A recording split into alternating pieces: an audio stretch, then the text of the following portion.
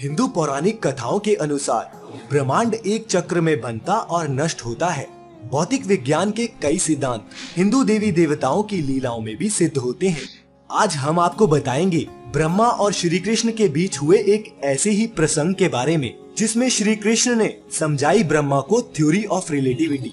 मैं उसी theory of relativity की बात कर रहा हूँ जिसे जब आइंस्टाइन ने दुनिया के सामने रखा तो पूरी मानव जाति को सोचने का एक नया आयाम मिला। थ्योरी ऑफ रिलेटिविटी के सिद्धांत हमारे पुराणों में हजारों वर्षों से लिखित पड़े हैं। श्रोताओं, बात तब की है जब भगवान विष्णु कृष्ण अवतार में पृथ्वी लोक पर रह रहे थे।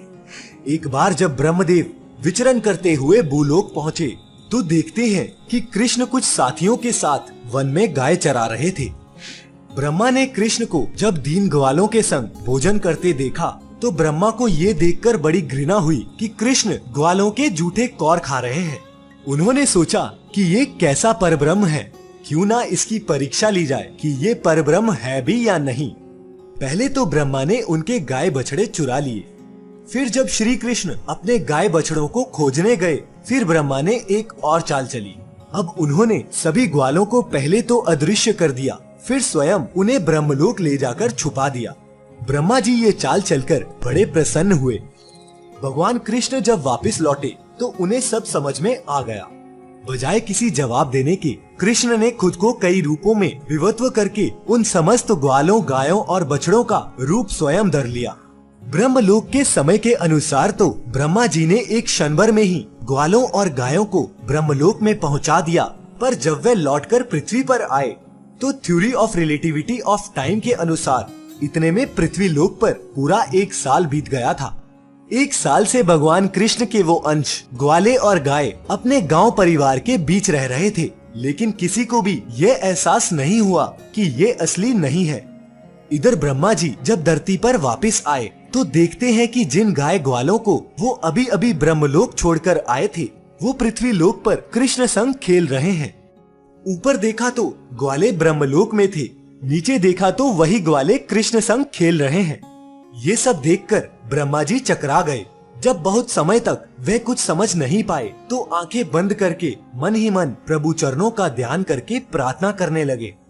हे प्रभु, मैं भटक गया हूँ, मुझे सत्य के दर्शन कराओ। ब्रह्मदेव की ऐसी स्थिति देखकर भगवान कृष्ण को उन पर दया आ गई और उन्होंने अपनी माया से पर्दा उठा दिया। ब्रह्मदेव आंखें खोलते हैं तो दर्शन करते हैं शेषनाग पर विराजित भगवान विष्णु के।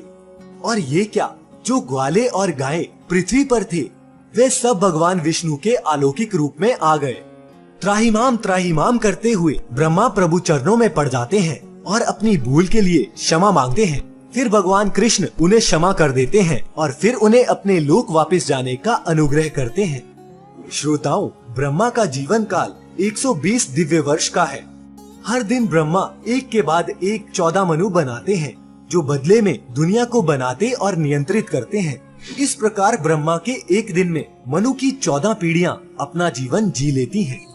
अगली सुबह वे फिर से पहले मनु का सृजन शुरू करते हैं। यह चक्र 120 दिव्य वर्षों तक चलता है, जिसके अंत में ब्रह्मा खुद को नष्ट कर देते हैं और फिर उनका पुनर्जन्म होता है।